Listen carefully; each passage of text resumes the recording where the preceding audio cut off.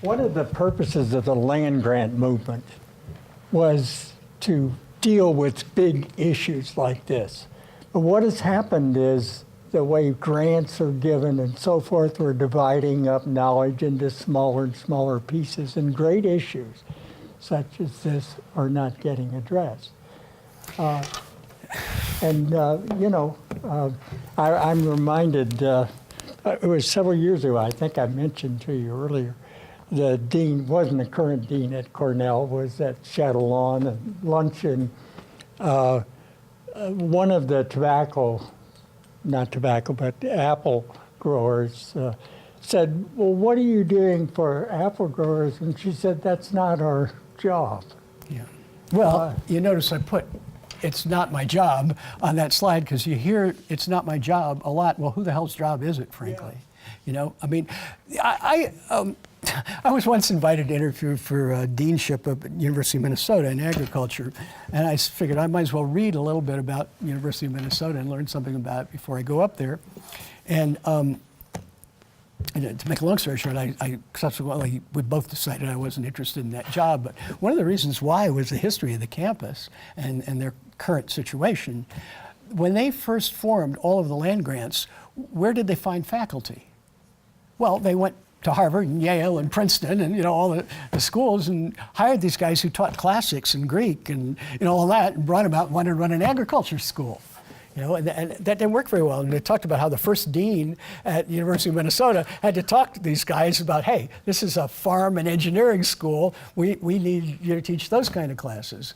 They were hired because they were educators, not because of their specialties. In those days, by the way, we're just coming out of the period when scholars knew everything. You knew every subject, the Renaissance man model. So the land grants started out going from being esoteric and scholarly to getting their hands dirty, and they did get into what their mission was, but we've now kind of gone back to being researchers. And we give short shrift to extension, and we do no real outreach, and there's no money for that, there's no time for that, because all the big money comes from the grants. People actually don't understand the plight of the land-grant university.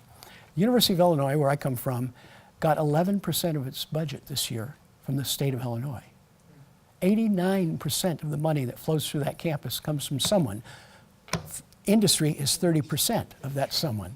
Tuition is about 20% of that someone. Gifts is some other significant percentage. They go out on $1 billion campaign every 2 years, or they can't, and they have to bring in that money through donations. So nothing happens on a university campus unless somebody pays for it.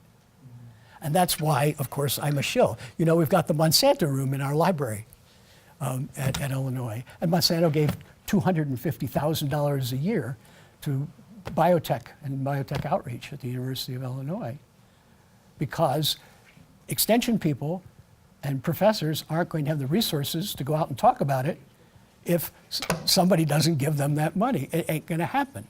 And of course, you get pilloried by activist groups. Oh, you're taking money from industry. So it's a no-win situation, but we've got to turn it into somebody's job. We've got to go back to it really should have been the land grant job, but that means a lot of re-engineering. And frankly, most of the faculty we've hired today, and I was one of them, I came from a research institute, I was a researcher, really want to do research. That's why you go into the field. The teaching is something you either like and want to do, which I did, or you have to do it because it comes along with the job. But your primary interest in being at a great university is to get research grants and do research, and you don't want to be bothered with doing what I'm talking about. And that's not going to help society. So we got dumb companies, and we've got academics who don't want to do anything. The government, I'm not going to say a word. They're neutral. They're certainly not going to argue with advocates on both sides of it. They're not going to back industry. They're not going to back advocacy groups. So they just keep their heads down and get sued all the time. Everybody sues them. So they're no help. And frankly, I don't think the media is much help. So I think their reportage on GMOs and these kinds of issues is terribly slanted and uninformed. So we're in a bad spot. We're between a rock and a hard place.